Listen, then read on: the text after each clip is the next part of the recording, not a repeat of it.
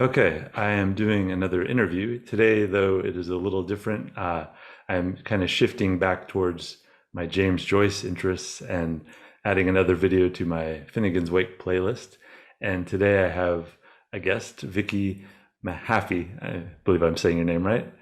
And you told me a little about yourself, but could you introduce yourself for my audience? Sure. Um, I um, I became interested in Joyce and also Finnegans Wake in graduate school, and that was now a long time ago.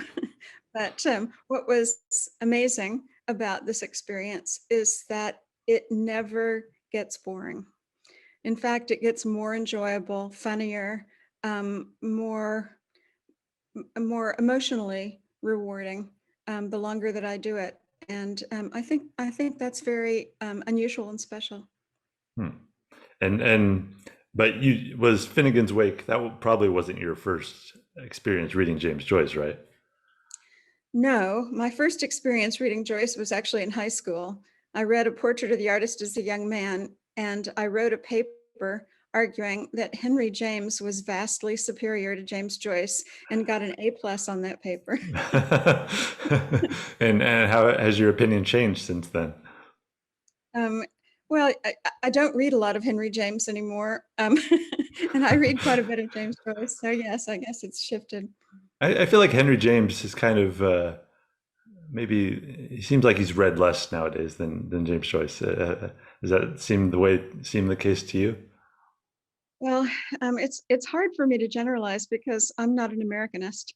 so and I know that when I teach Henry James, he's hard for students, largely because of the syntax. I mean, Joyce is hard, but he's hard the way that climbing Mount Everest is hard. you know, Mm. whereas Henry James, a lot of people just don't have the linguistic flexibility to be able to put up with the intricate sentence structure. Yeah, yeah. So, what exactly is your emphasis in your teaching? I teach Irish literature and also modernist literature. I have done a lot of work on gender theory in literature as well. But the thing that I love about Irish literature is that it's largely focused on comedy, Hmm. and I love that comic aspect. Yeah, you have several books, and you just mentioned you have a book. I think you said on Wilde, Yeats, and Joyce. Yes. Yeah, Um, nice. my first book was called Reauthorizing Joyce, and it was really on Joyce and authority. And I was interested in the relationship between um, authors and how they can become authoritative without becoming authoritarian. Hmm. So that's really what that one was about. But the second book was called States of Desire, and it was on Wilde, Yeats, and Joyce. And the Joyce section um, focused on a sketchbook that he did that was published posthumously called Giacomo Joyce, a very short 16-page thing, and Finnegans Wake. Nice. So Huh. And so I guess I really appreciate you talking with us today. I guess I'm just trying to give people as much help in starting James or starting Finnegan's Wake. When I talked in one of my earlier videos about how I kind of recommend that people like work their way sort of progressively through Joyce's works because they kind of get more difficult as you go along. Would you agree with that, or do you think is Finnegan's Wake a book that people can start with for James Joyce? um, it, it makes sense whatever way you want to do it, actually, to tell you the Mm, truth, because um, stylistically, Dubliners is the most accessible and they get progressively more challenging. right. But the stylistic clarity of Dubliners is deceptive. Um, and people have a lot of trouble understanding what is interesting or important or meaningful about A Portrait of the Artist. So what's great about the way Joyce evolved is that what you have to lose in order to read the later works is your arrogance that you're understanding what you read. So, and that's true of all of Joyce's work. That he's not really pitching to people who think they know it all, or who think that they can master what they encounter, without ruminating about it. I think didn't Joyce himself say that Finnegans Wake was supposed to be? Maybe I'm confusing it with Ulysses. That it was a book though, kind of for everyone, or that it was. I feel like, being James Joyce, living in his head, yeah, maybe it seemed accessible and easy, but is this really a book that I don't know? Like I want it to be. I would love everybody to be reading James Joyce, but I don't know if that's a reasonable goal at all. Is that totally unreasonable? I don't think it's unreasonable. I mean, but then again, I'm not very realistic about this. Most people don't read. Yeah.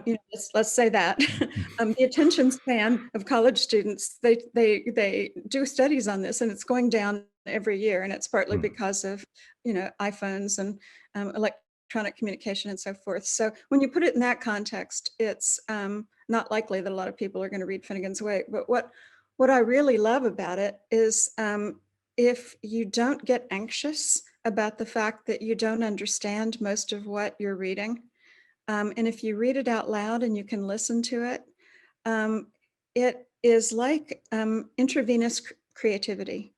You don't know how you're becoming more creative, but you do become more creative just by virtue of engaging with it. It is kind of addressed to the unconscious mind. And the hard part is being able, to sustain the engagement long enough to start to feel some of its effects. But I could also put it another way. Ezra Pound was once asked how you could learn to enjoy poetry. And he said the best way is to listen to it read aloud, preferably in a language you don't understand. And, that's really the first way to engage with Finnegans Wake, is just think of it as written as it is in a language that you don't understand, or that you can't understand by yourself. What do you mean you can't understand by yourself? So is this like, does Finnegans Wake like require outside help, like, or is it like reading it on your own just over and over? Is that a pathway to madness, or is there do you need to look at beyond the book itself? Well, people have read it by itself. Joseph Campbell comes to mind, who was a big fan of Finnegans Wake. So there are people that have done it that way. That's a very time-consuming way to do it. One of the things that I think is true about Finnegans Wake is that it was designed to be a book that you cannot really read with maximal pleasure and comprehension in isolation, that it was a book designed to be read communally. Right. Richard Howard, the poet, once said that reading is the last unindicted masturbatory vice. And Finnegans Wake is not a masturbatory experience. It is really a communal experience, which is why it works well in book groups, or when you read it with other people, or when you use annotations or intelligent plot summaries to get started. Right. Okay. So I guess for the people that are watching this and are just getting started with Finnegans Wake, what are like the key? I mean, read it with other people and get help. But I guess can you give us? I know I've heard plot summaries before, and but I don't know. Is this a book with a plot with characters? Can you find those things in this book? No, and you probably shouldn't search for them, because it's not that kind of a book. It's how shall I say? I can give you a conceptual answer and a practical answer. Which one would you like to start with? I think, you know, I mean, I've seen books that attempt to provide plots, and I've read plot summaries, but I don't know. When I read it, sometimes I just like, I don't see any of this. Where is this? Where are these characters? And Well, you don't want just any plot summaries. The plot summary that I usually recommend is by Dennis Rose and John O'Hanlon, and it's called Understanding Finnegans Wake, hmm, and it's based on the manuscripts. And so you don't have that problem. You actually do get some sense of a structure to a given passage or episode. It's not like a key. It doesn't make everything seem clear, but it does give you a foothold hmm, of some sort, which then changes the quality of the attention that you pay to what it is that you read. hmm, And the other thing I think that's helpful, again, uh, in moderation, is Roland McHugh's annotations to Finnegans Wake, right. and because that's really a compilation of annotations over the last 50 plus years by readers all over the world. Um, and so you really are reading with other people. Yeah, um, and yeah. also, there's I no have way that those. you're going to be able to identify the Albanian, I'm assuming. Yes, and that's it. Yeah, yeah. It's a very unusual book in that like it just basically lines up with each page, and um, so like sometimes you'll just see like it says "fed up to the chops." So is this basically the way this works? Is it's kind of taking the prose that Joyce wrote in this kind of, you know, full of puns and non-standard English, and he's kind of turning it back into the more conventional English. Is that what a lot of that book is? Um, well, let me, I would have to start from a different place, if you don't mind. Yeah. Um, I think that um, what it tries to do is to put the synthetic language that Joyce uses, which is basically English, but inflected with 40 or more languages from around the world. And he tries, or at least he compiles other people's attempts to put the language through a prism. Because if you think of the language as containing many, like 7 different colors of the rainbow, what's hard is that when you see it all combined, it does the opposite of look like clear light. It looks like something that's impenetrably dark. And what he does is that he'll sometimes clear up, one aspect. You realize that, oh, that there's a cluster of words in Hungarian on this page. And then you wonder, why Hungarian? And sometimes it's funny. Sometimes it's because it's about hunger. And so Joyce inflects that passage with Hungarian, and sometimes too, um, because some languages are read not left to right, but right to left. Sometimes when a word looks incomprehensible, it's because you need to learn to read it what we would call backwards, but like a Semitic language. And when you do, it will make sense. So you start to adapt. You start to learn that if you don't understand something, try reading it the other way. And you'll come across a word like Dumlat. And if you read it right to left, it's Talmud. So, and once you figure that out, of course, it's funny because it's appropriate. So that's the kind of thing and Joyce will actually use acrostics and anagrams. And you'll find that once you stop being anxious about not understanding it and start to play with the language as you see and hear it and associate it with other things, that you'll start to make connections. And Hmm. that's when it really changes the grooves along which we've learned to think, and makes them so much more fun and playful. Hmm. Interesting. And uh, I found with Ulysses when I did that course that uh, I feel like I have a much better grasp on Ulysses, and I've read it several times now. And do you feel like you get that happens with Finnegans Wake, that your understanding does improve in some way, or is it always very opaque? um, your enjoyment increases, your openness to what you don't know expands, your anxiety diminishes. But it's always a little bit like being under a night sky full of stars. The amount that you understand, at least for me, is always like starlight.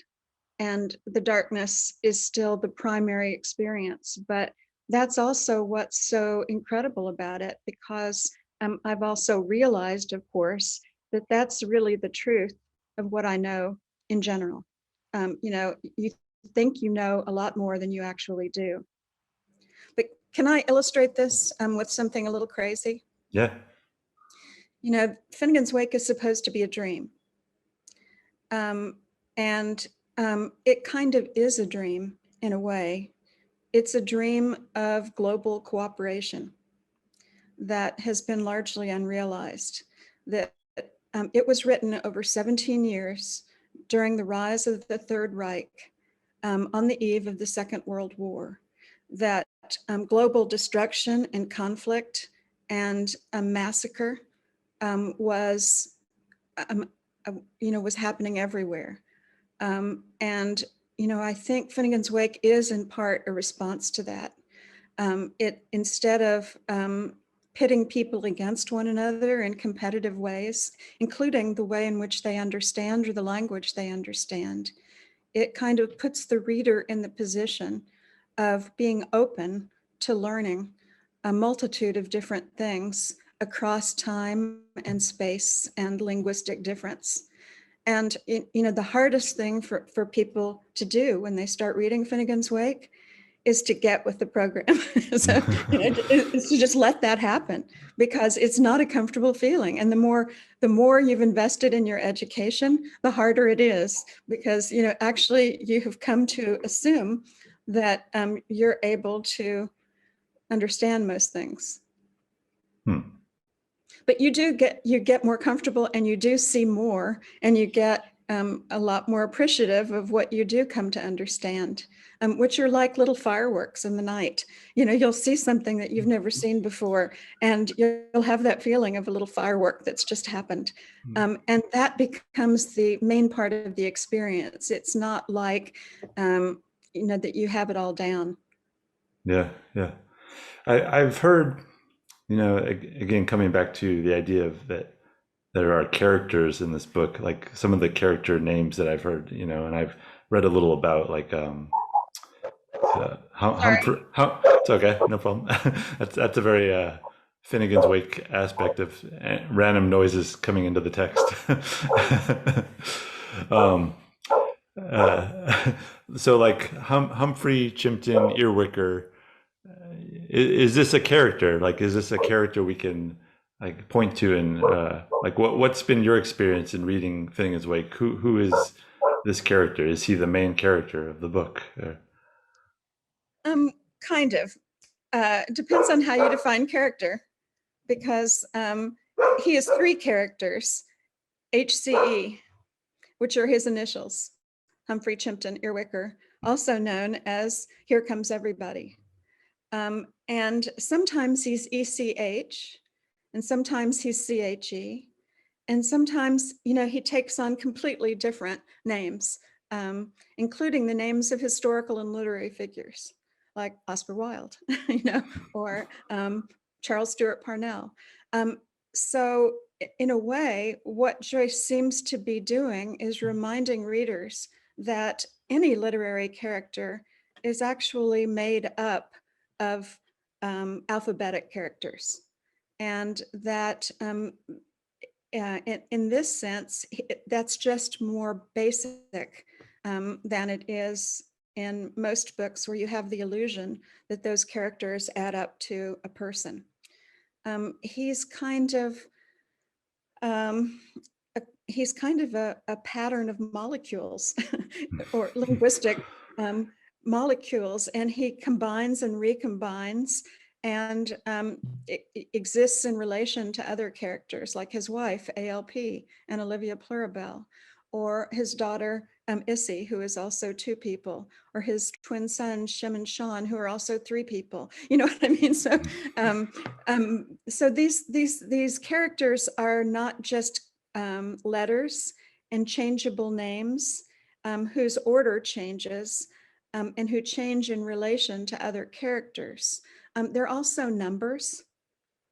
So, HCE is a 1 in a decimal system, and ALP is a 0.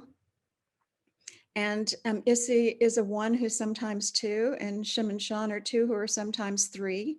And there are 12 jurors who are also people who drink in the pub. And there are the 4 old men, Mama Lujo, Matthew, Mark, Luke, and John.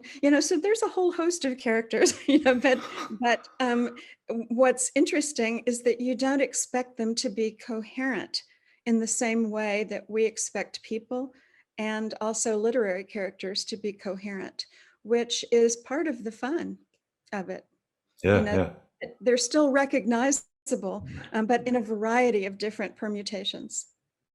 Interesting.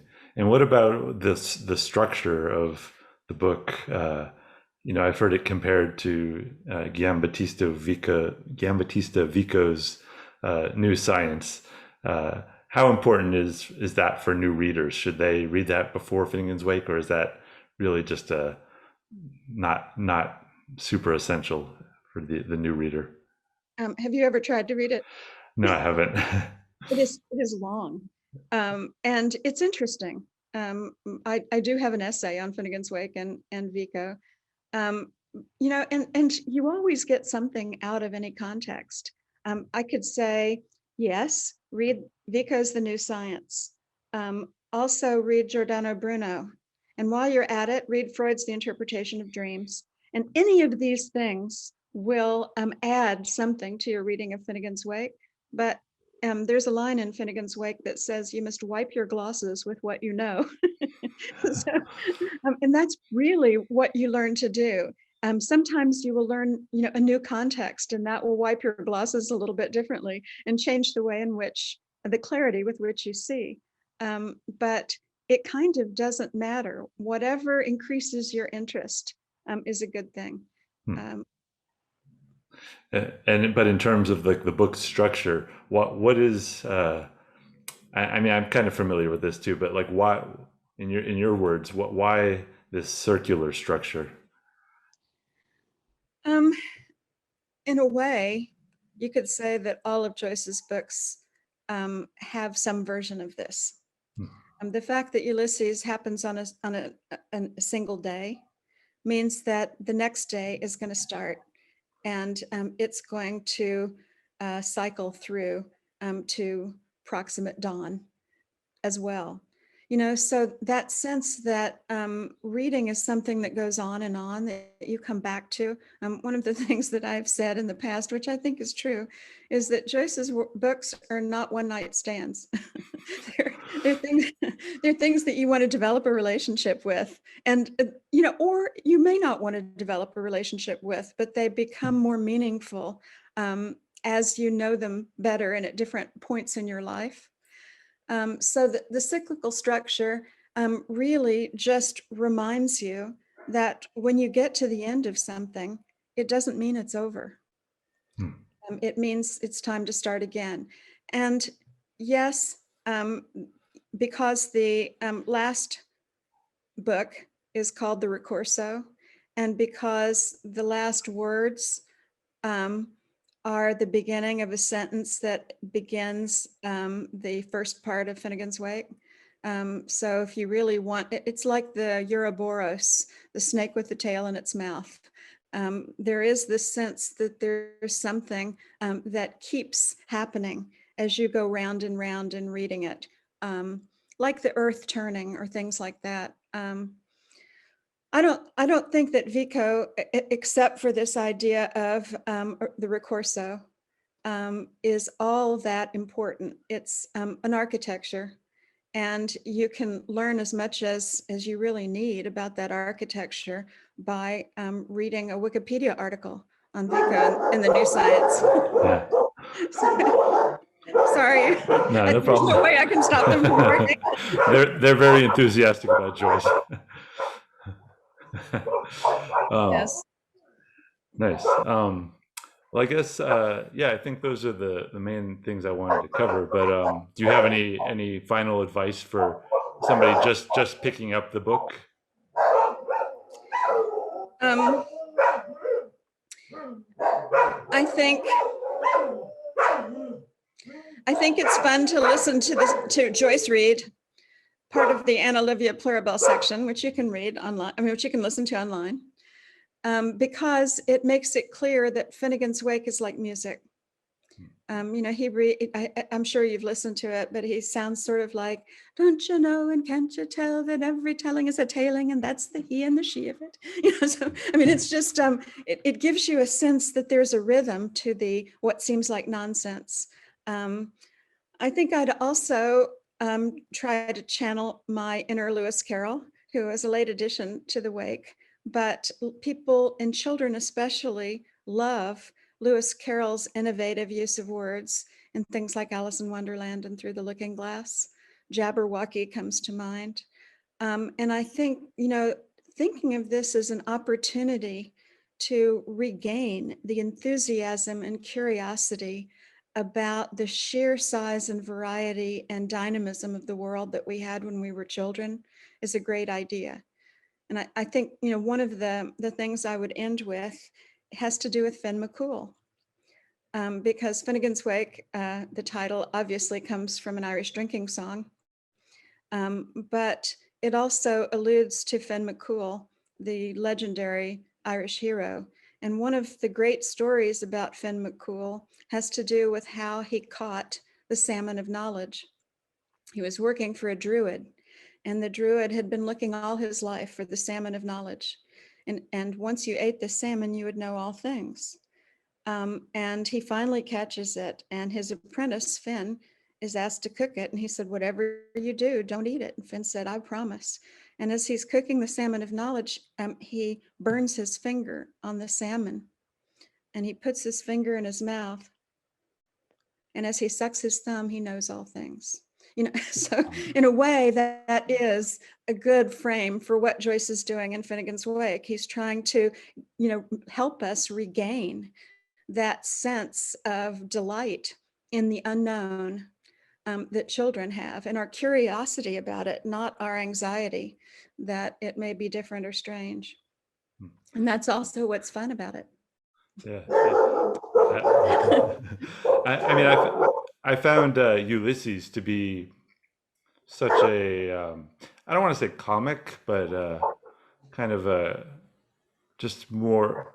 I don't know how to describe what I'm trying to say. It's not, I just don't view Ulysses as a tragic book. Like it acknowledges that life has negative parts and sad parts, but the overall vision is, I find, very uplifting and very, I guess, comical in a sense, in like the I guess the ancient sense of comedy versus tragedy.